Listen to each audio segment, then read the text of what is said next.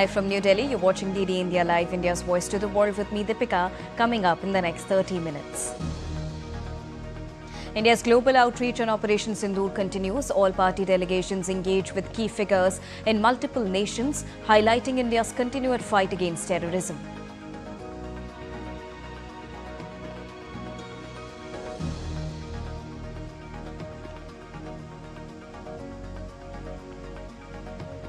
On day 2 of Gujarat visit, Prime Minister Narendra Modi, to participate in celebrations of 20 years of Gujarat Urban Growth story, will inaugurate slew of developmental projects.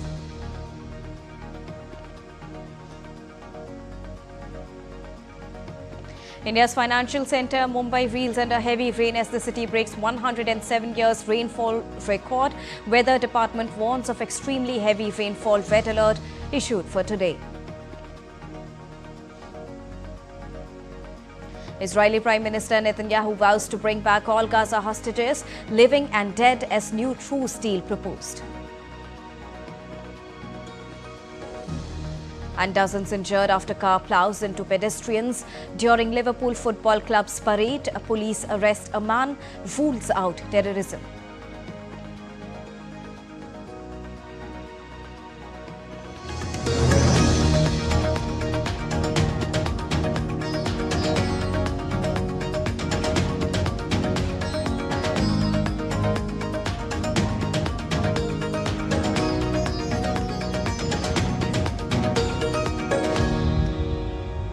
A very good morning to all the viewers joining us at this morning broadcast on DD India Live. To begin with the latest, in a significant diplomatic outreach, an all-party Indian delegation led by Shiv Sena MP Shrikant Shinde touched down in the heart of Africa, the Democratic Republic of Congo. On Monday, the delegation held crucial talks at the Congolese Senate and National Assembly, engaging with top officials to strengthen bilateral ties. The high point came with a meeting with Jean-Pierre Bemba Kombo, Congo's Deputy Prime Minister and Minister of Transport. The delegation also held strategic discussions with John Michael Sama Lukonde, who is the President of the Senate.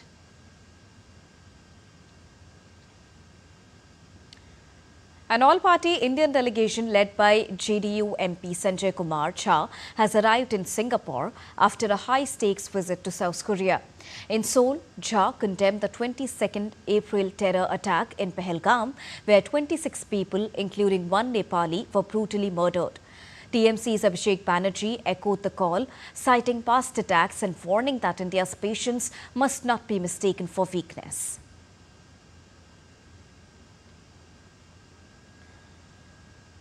The all-party delegation led by NCP-SCP MP Supriya Sule wrapped up its visit to Qatar, the first stop in a four-nation tour following the Pahalgam terror attacks and Operation Sindoor. In Doha, the delegations engaged with Qatari officials, including ministers and the Shura Council, as well as media, academics and the Indian community. They conveyed India's zero-tolerance policy on cross-border terrorism and highlighted the calibrated military response to Pahalgam attack. Qatar reaffirmed its own anti-terror stance and condemned the attack.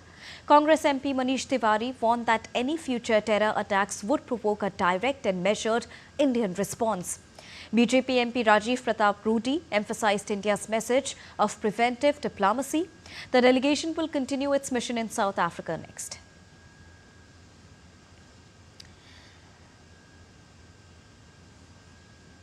The India correspondent Dipendu Monil fills us in on what is the importance of this particular visit to Slovenia and also the schedule of the delegation led by DNK MP Kanimodi Karunanidhi. Main important part, of course, is the fact that India's message is clear that in Operation Sindoor we have made precision strikes on especially the terror hideouts and the terror training camps that had been on the soil of Pakistan. So therefore this visit is absolutely significant because it raises the very point that how Pakistan as a state has been sponsoring terrorism, and we have been time and again stating that Pakistan has been sponsoring the state-sponsored terrorism that Pakistan has been carrying out against India, raging a proxy war. And this stand, the international community, and not just this delegation, the delegation that is moving around in different parts of the world, have made it amply clear to all the nations that it is visiting, that these similar delegation is visiting, that Pakistan and their nefarious design of waging a proxy war against India is being exposed to the international community, and this and of course this will bring out a clear message. And as far as today's commitments for the parliamentary delegation is concerned, is of course they are going to this National Assembly once again to meet with the President of the National Council later this morning, and also of course they will be meeting with an important delegation in the noon, after which the delegation would be moving to Greece for further engagements from here on. And of course, the message once again from India is loud and clear as they reach out to multiple nations across the world, that India is committed to weed out terrorism, and the world needs to stand united and support India against terror and terrorist activities. And of course, terrorism is just not a problem of India, but also the problem of the globe. And in continuance of India's sustained fight against terrorism, Member of Parliament Kanimodi Karunanidhi spoke to DD India on the importance of the delegation visit. Take a listen. In Slovenia yesterday have had fruitful meetings throughout the day. And I'm joined by the leader and DMK MP, Kanimodi ma'am. Welcome to Doordarshan. And you have had a series of meetings with important government officials throughout the day, as well as in the National Assembly. Yes. What has been the outcome of those meetings so far? It's been very positive, and we have explained what has been happening about the terrorist attacks in India, just not Pahalgam, but before that, and what India has been facing, in spite of India trying to reach out and trying to resolve the conflict for decades. And I think we have made ourselves very clear, and the stand of India very clear, that we will not tolerate terrorism in any form, whether it is terrorist groups or state sponsored terrorism.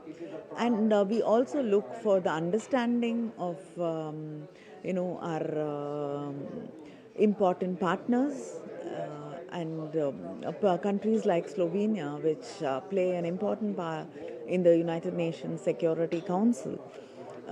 They have condemned the Pahalgam attack in no uncertain terms, and we go back with a very positive sense that they will stand by India in our fight against terrorism. And our Prime Minister and India has made it very clear that there is no more tolerance for terrorism shrouded under different names, and nothing will make us back down. Right. Also, Slovenia is a non-permanent member in the UNSC. It's part of the EU. Both are very important for India, and of course, making a point, something like terrorism. How do you think, the Slovenian government or the officials that you have met could play a role in the UNSC taking up India's voice against terrorism? Yeah, they are. This year, I think Slovenia will be playing a very important role in the United Nations Security Council. So, when the discussions come up, we want them to, they are also very concerned about these terrorist attacks. So we want accountability. India wants accountability, and I think they will stand with us, as they've already said very clearly that they will ensure that there is accountability. Right. Thank you so much, ma'am. And of course, the Slovenian government did talk to the delegation about how they are going to cooperate with India when it comes to terrorism, and how terrorism as a global evil should be stopped in all forms across the world. With camera person Shailendra Chauhan, this is Divyendu Mondal from Slovenia for DT India. Moving on the second day of his Gujarat visit, Prime Minister Narendra Modi will participate in the celebrations of 20 years of Gujarat Urban Growth story. Urban Development Year 2005 in Gujarat was a flagship initiative launched when Prime Minister Narendra Modi was the then Chief Minister of the state. It was initiated with the aim of transforming Gujarat's urban landscape through planned infrastructure, better governance and improved quality of life for urban residents. Marking 20 years of the Urban Development Year 2005, Prime Minister Narendra Modi will launch the Urban Development Year 2025, Gujarat's Urban Development Plan and State Clean Air Programme in Gandhinagar. He will also inaugurate and lay the foundation stone for multiple projects related to urban development, health and water supply. He will also dedicate more than 22,000 dwelling units under Pradhan Mantri Awas Yojana. He will also release funds of 3,300 crore rupees to urban local bodies in Gujarat under Swarnim Jayanti Mukhyamantri Shahari Vikas Yojana. Earlier on Monday, Prime Minister Narendra Modi unveiled mega developmental projects worth multi-billion dollars, boosting connectivity and energizing the public with massive road shows. From Dahor to Bhuj and Ahmedabad, it's a showcase of progress, power and public support.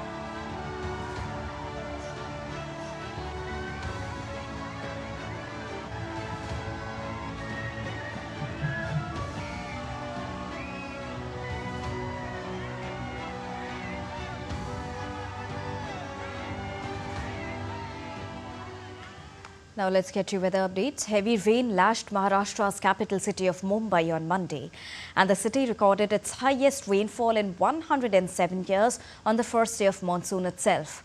As per Indian Meteorological Department, monsoon has arrived in the city 16 days earlier than usual. IMD upgraded Mumbai's weather alert from orange to red for Tuesday, warning of further extremely heavy rainfall conditions in parts of Mumbai, Thane and Raigad. The city has recorded its earliest monsoon in 75 years. Along with the warning in Mumbai, the IMD has also issued alerts for southern states of Karnataka, Kerala and parts of Tamil Nadu. Heavy rainfall on Sunday night and early Monday has also led to severe waterlogging in parts of Mumbai, disrupting traffic and flight along with railway operations. Time to take a short break, but still to come on the other side. North Korea slams US President Donald Trump's Golden Dome missile shield plan as a dangerous threat. Argentina unveils for sale of peso-denominated debt in a nearly decade.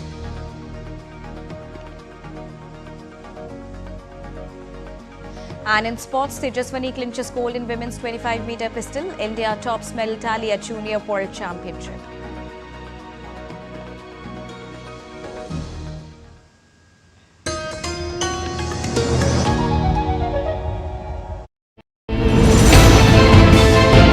Geopolitics and trade deals.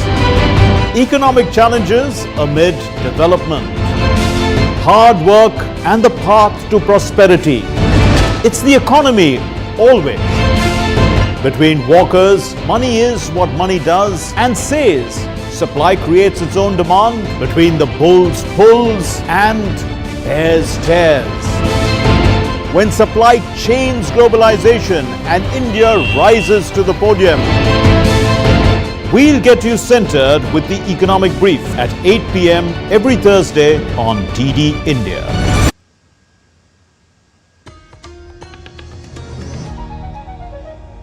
Welcome back after that short break. You're watching DD India Live. Now, Israeli Prime Minister Benjamin Netanyahu on Monday has vowed to bring back all the hostages held in Gaza, living and dead, as a new truce deal proposed. Speaking in the official state ceremony marking 58 years since 1967 war at Ammunition Hill, Netanyahu said, "If we don't achieve it today, we will achieve it tomorrow, as we are not letting go of it." Netanyahu stated that Israel is open to a temporary ceasefire only if it leads to the release of the hostages, emphasizing that the conflict will continue until Hamas is completely eliminated. Hamas is stubborn. It is defiant, as the American representative Witkoff said this evening. That's true. We are not letting go. We have so far brought back 148 hostages alive. There are still 20 who are definitely alive and others who are not. We intend to bring them all back, the living and the fallen alike. A US-supported organization responsible for delivering aid to Gaza announced that it began its efforts on Monday. The Gaza Humanitarian Foundation said in a statement that it commenced operations in Gaza, delivering truckloads of food to its secure distribution sites, where distribution to the Gazan people began. With severe food shortages caused by an almost 3-month blockade, Washington claims it is trying to re-establish a ceasefire more than 19 months into the conflict, though little progress has been made. A nearly 3-month total blockade on Gaza has only begun to ease in recent days amid warnings of looming famine.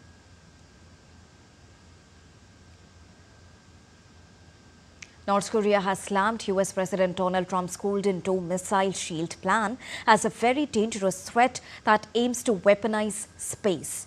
Pyongyang's foreign ministry has issued a memorandum calling the system a very dangerous, threatening initiative aimed at threatening the strategic security of the nuclear weapon states. Trump announced new details and initial funding for the missile shield system last week, calling it very important for the success and even survival of the country. Washington, Seoul's key security ally, has in recent years ramped up joint military exercises and increased the presence of strategic US assets such as an aircraft carrier and a nuclear-powered submarine in the region to deter the North. Pyongyang has repeatedly declared itself an irreversible nuclear weapon state and routinely denounces joint US-South Korea drills as rehearsals for invasion. Now, a car crashed into a crowd of Liverpool fans celebrating the team's Premier League title victory, injuring at least 27 people. The incident occurred on Water Street shortly after the team's victory bus passed through the area. Tens of thousands of people had turned out in torrential rain for what should have been jubilant celebrations to see the Northwest English side's victory parade. Some 27 football fans were hospitalized, including 2 who were seriously injured after a dark-colored vehicle swerved through the huge crowds, hitting people in its path minutes after the players' open-top bus passed by. 4 children were among those hurt, including one seriously. Merseyside police has arrested a 53-year-old local man in connection with the incident, whom they believe to be the driver of the vehicle, which struck a large group of supporters who were celebrating in the city in northwest England. Car stopped at the scene and a 53-year-old white British man from the Liverpool area was arrested. We believe him to be the driver of the vehicle. Extensive inquiries are ongoing to establish the circumstances leading up to the collision, and it is vital that people do not speculate or spread misinformation on social media. The police also confirmed that the incident is not being treated as a case of terrorism. I know that people will understandably be concerned by what has happened tonight. What I can tell you is that we believe this to be an isolated incident, and we are not currently looking for anyone else in relation to it. The incident is not being treated as terrorism. British Prime Minister Keir Starmer condemned the incident in Liverpool, where a car crashed into a crowd celebrating the city's Premier League title, calling the scenes appalling. British Prime Minister expressed his thoughts for those injured and affected, while thanking the police and emergency services for their swift response.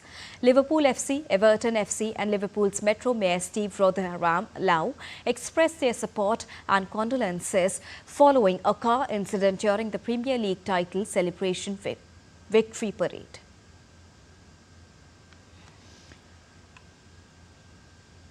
King Charles III and Queen Camilla are visiting Canada to reinforce the country's sovereignty and identity amid global uncertainty and recent comments by US President Donald Trump suggesting Canada could become part of the US. The 76-year-old king, who is Canada's head of state as part of the Commonwealth, was greeted at the airport by Prime Minister Mark Carney, who has invited him to give an address opening Canada's new legislature on Tuesday, where the monarch will receive full military honours before delivering the throne speech.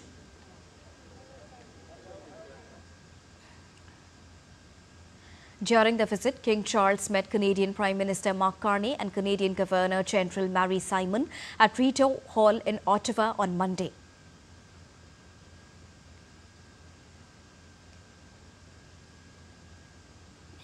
Earlier, the royals also visited a farmers' market where they were cheered by thousands of Canadians. The king also dropped the puck for a street hockey game. This is Charles' first visit to Canada since his coronation.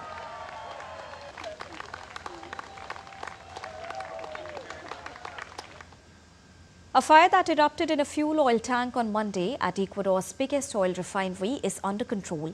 State oil company Ecuador and the country's energy minister confirmed, with the company adding that operations have halted as a precautionary measure.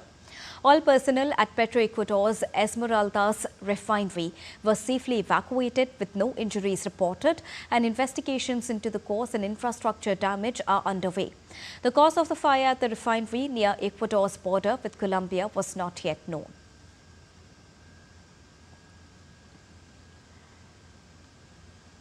Argentina unveiled the first sale of a peso-denominated debt in nearly a decade in a high-stakes test of international investor confidence under budget-slashing President Javier Milei. The auction on Wednesday will be for a maximum of $1 billion, the government said, as the South American country seeks to boost foreign reserves to meet International Monetary Fund loan requirements. Last month, Argentina received an initial $12 billion from a new $20 billion loan agreed by the IMF. The injection from the IMF and others is crucial for replenishing Argentina's meager foreign reserves, reviving growth and tackling inflation. And now let's get to sporting action. India's Tejaswini bagged gold medal in women's 25-meter pistol event on the final day of the International Shooting Sport Federation Junior World Cup in Seoul. This victory will help India clinch the top spot in the medal standings ahead of fellow powerhouses like China. Indian team have bagged 3 gold medals and 11 medals overall at the ongoing Junior World Cup. India have now topped the 4 of the last 5 ISSF junior competitions, including the previous combined World Cup in 2023.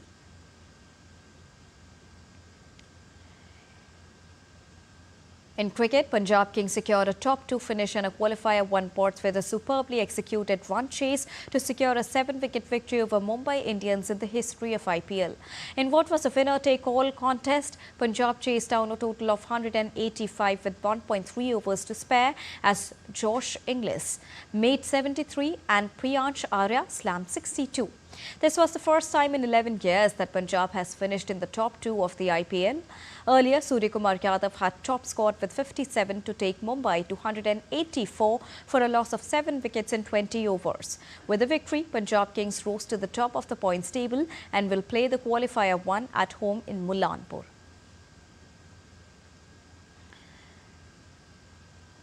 In chess, Magnus Carlsen beat world champion D. Gukesh in the first round of Norway chess tournament on Monday. It was the first classical meeting between Carlsen and D. Gukesh since the Indian teenager claimed the world championship title in Singapore.